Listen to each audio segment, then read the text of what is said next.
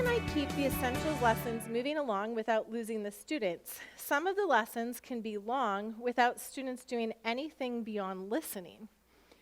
So my question for this person is, are you playing the games?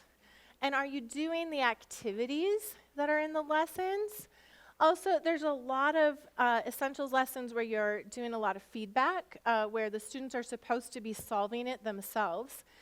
And the other piece is this. I think sometimes people teach the spelling lists in a traditional way, or they teach spelling analysis as if it's all the teacher. And as we go through this training, we're going to demonstrate how spelling analysis is actually driven by the students when it's taught properly. The teacher is just providing support for the elements of those words that students can't figure out without that support. So we'll be looking at that. Another thing I'll just say is that essentials lessons are very long. And some schools have difficulty finishing all of the parts. So we really tell schools, really prioritize part 1, because those are those foundational phonemic awareness, systematic phonics concepts. Prioritize the spelling analysis. And most students benefit from being placed in a list that is challenging to them, because essentials has those 3 levels to it. So you can increase the challenge by bumping up a level of spelling list.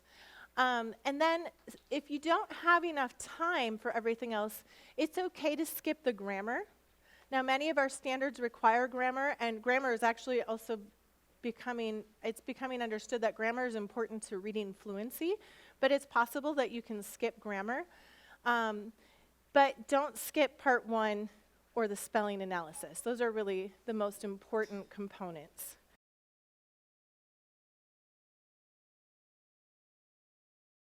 So essentials, the levels are different than in foundations. You can kind of mix in words from A and B, because maybe I need a copy of the book. Does someone have one, just so I can? Oh, you have the thick one. Sorry. No, that's okay. So the way that essentials is set up, for those of you who aren't familiar with it, is we really want to introduce students who are either reading or who are struggling readers, but who have a background in reading, to all of the concepts needed to learn to read and spell. And so in day 1, they will learn, say, 4 phonograms at a time, whereas in foundations, they'll only learn 1. But many times, they'll know 1 or 2 of them, or they'll know some of the sounds, because we want to review what they know, but we also need to fill in those gaps. They'll also often learn a spelling rule, or they'll explore sounds. Exploring sounds is often them using the sounds of the language to figure out the rules ahead of time, so that they hear it. And they realize that just by listening to words, they can often figure out things about the spelling and the spelling rules. So everybody does part 1. And then part 2 is where the spelling analysis comes in. And we'll spend a lot of time in the next 2 days on spelling analysis. But these words are just divided up. Well, one, it doesn't matter if you're in lesson 2, it doesn't matter if you're on level A, B, or C. You will not see any phonograms or rules that you were not already taught. However, the words become more difficult. So for example, in level A, you have the words sun and black. In level B, you have backpack and weekend and swift. So a little bit harder vocabulary words. And in level C, you would have words like myth and volunteer and assistant, all in the same list, but they're all using phonograms and rules you've been taught. So in that way, you can teach any of these spelling lists in that grade, and you can use, say if a classroom was using level B, you could then use level A with your struggling readers to help support them, and you could even give a few challenge words from level C, all in the same classroom, supporting them in different ways. And then in part 3, then you have grammar instruction, and you're using the words from those spelling lists, but you're still learning all the parts of speech together. And then the next day is vocabulary, and this is again by level. So then you take those spelling words and you add suffixes and prefixes, or in level C, you're learning a lot of the Latin and Greek morphemes. So it's broken up in that way where you can teach whole group and then differentiate instruction based on those levels of words, but still always using the same phonograms and rules together. As a tutor of public school kids, I see a lot of kids who exhibit fluency with an almost total absence of comprehension. Is this a reflection of something the schools are doing now? Well, I don't totally know how to answer this, but it reminded me of two things, and then I'd love to hear from you as well. One, it reminded me of a story that someone told me of how a student who was in 3rd or 4th grade was at home, and she was an excellent student. She got good grades, was really following in the classroom, and her parents sat down next to her and all of a sudden made this discovery that she couldn't read. And went back to the school, and the school's like, she's doing fine.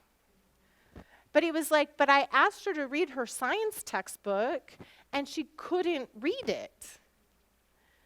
And it was totally missed. And this parent then became a big advocate in their state for reading education because they contacted a nonprofit who helped, and she learned to read by learning the phonograms and rules. But I think what was happening with this student was she knew a group of sight words.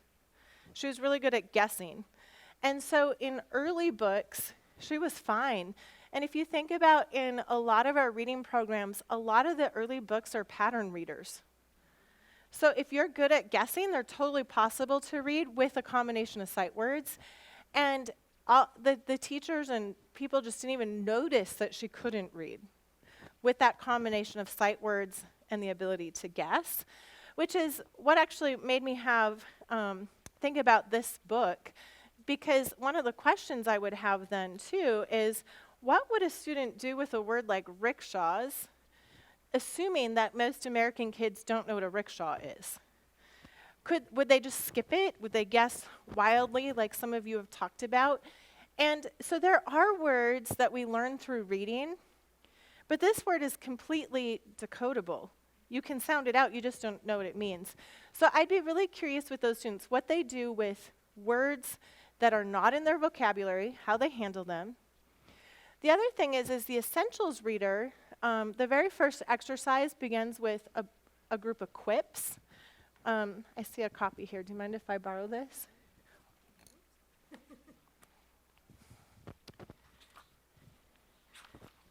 So the essentials reader, the very first exercise is 10 quips. There's not a lot you can do with the sounds of A through Z to create an interesting text, a high interest text, and that's all they have in lesson 1. But quips are tongue twisters or little rhymes, and they're unpredictable. And I would be really curious what a student who reads what this teacher described as could read fluently would do with something like this. Can they actually read this? Or would they begin stumbling? Because there's no pictures to help with that context. They're surprising. Glad Gwen grins at Grumps. Most children aren't going to guess that that's what it says. Or Dan drops his damp drum on his desk. But the whole point is to get at, can the students, are they following the phonograms, phonogram by phonogram and decoding? How can we connect grades to spelling analysis? In Essentials, on day 5, you have a check your understanding. And it's really important to notice that those skills have different levels of expectation of mastery, and that's intentional. And so it's fine to use the check your understanding piece to do the grading. Now, I want to make a challenge to you, though. If a student doesn't do well on that, you might reflect that in their grade, but please provide them support. And please catch those students right away and go back and review and practice. Maybe they were absent for a few days. Maybe they were sick that day during some of that content and weren't paying attention well. I don't know about you, maybe it was taught at a section of the day where I think I've noticed some of you in the afternoons aren't taking in as much information as you are right now in the morning. Why is that? Probably a lot of content in that day and after lunch. That can happen to your students. But what happens is once we fall behind, that gap can get bigger and bigger. And I think one of the things that I personally struggle with in the American system is you have to be so far behind to get help. And especially with a basic skill like reading. And we look at countries like Finland that are doing so well internationally, and one of the things that is super interesting to me about Finland is all students have usually received some sort of support services, because as soon as they fall behind, they remediate and help them to master that concept. And so there's no stigma to being pulled aside, and they're not allowed to make these huge, gaps in their education. It's like, oh, they didn't get the concepts this week. We better make sure that that is covered. And I know that in the various school systems, that's really challenging. Some of you are in smaller private schools where that might be easier to address just from a system standpoint, but I would challenge all of you, no matter how large or small your schools are, to really be thinking about that problem, because if we can address this in kindergarten and really catch those students from ever falling behind, think about the saved time and resources where we're remediating these kids over and over and over and over, and all the way to college they're taking remedial reading. So I think that's something we need to address. In foundations, there are also, every fifth lesson, an assessment or a check your understanding sort of activity. And you can use these to provide grades. And there as well, be careful to only use the skills that they're expected to have mastered. So think about that. Some of the skills were newly introduced possibly the day before. Should they have mastered something that was introduced the day before? No, because they need practice with it. But it can be helpful to you as a teacher to see how many of those skills or how many of the students who were just introduced have picked it up. So those are included in some of those assessments, but they're flagged. I noticed in the ABC song that consonants are unable to be sung, but in the song it ends in sing with me. I think they're talking about A, B, C, D, E, F, G. Do you think this might cause confusion, or is it okay in context? Well, we're actually singing letter names.